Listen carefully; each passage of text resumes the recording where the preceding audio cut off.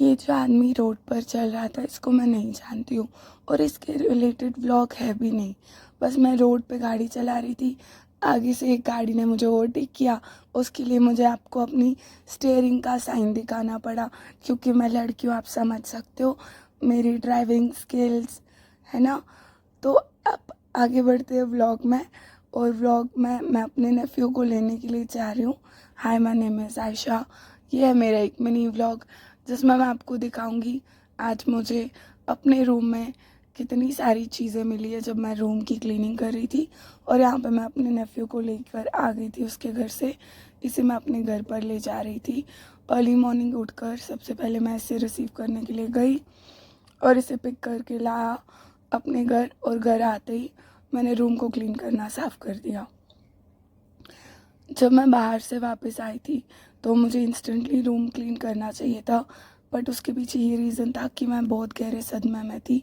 सदमा ये था कि यहाँ पे बहुत ज़्यादा ठंड है, यहाँ पे मतलब कश्मीर में, और ठंड के होते हुए मेरे हाथ पाँव काम नहीं कर रहे थे, इसलिए मुझसे नहीं हो पाया।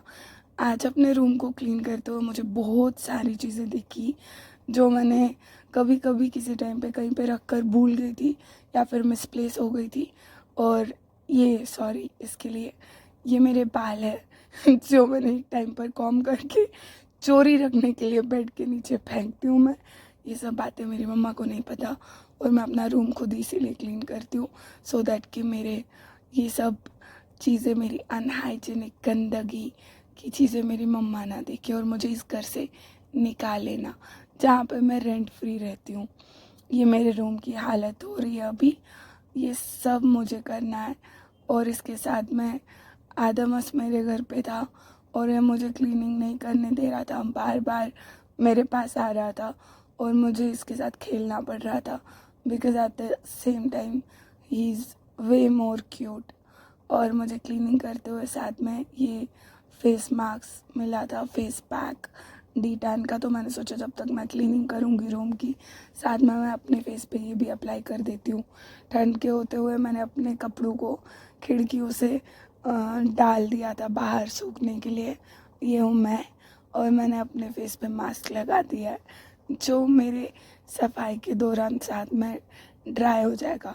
मेरे पास सफाई के लिए वैक्यूम क्लीनर भी है, बट मैं इसका यूज़ नहीं करती हूँ क्योंकि मेरी कमर की हड्डी बहुत नाजुक है, वो टूट भी सकती है। तो इसलिए यहाँ पे मैं अपने वार्डरोब को किसी तरह से सेट करने का बहुत ज़्यादा कोशिश कर रही हूँ।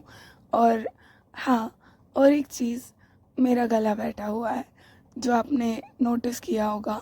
ये बैठा इसलिए क्योंकि मेरे साथ एक बहुत बुरा चीज़ हुआ।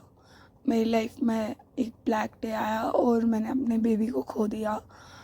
Baby in the sense my daughter, my pet. उसे मैंने खोया है। उसे खोने की वजह से मैंने रोया बहुत ज़्यादा और मेरा गला बैठ चुका है।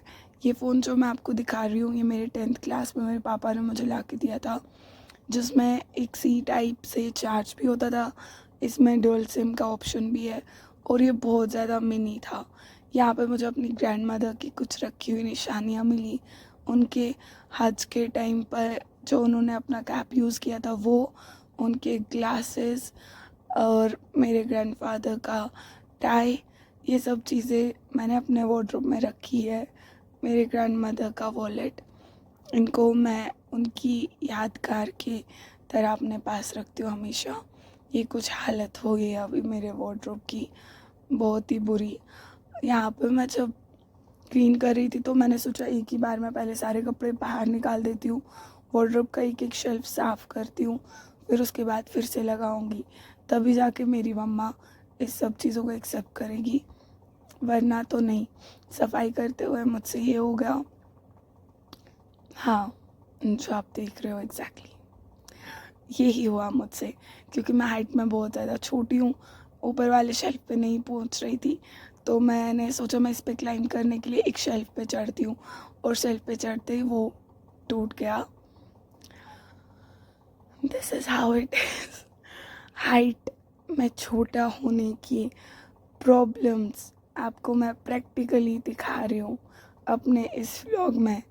और आदमस मुझे कंटिन्यूसली तंग कर रहा था। इफ्तार का टाइम हो चुका था। ये सब चीज़ें मैं अपने मामू के घर पे ले जा रही थी और उन्होंने रिटर्न में ये सारी चीज़ें दी, जिसका मुझे बहुत ज़्यादा इंतज़ार था।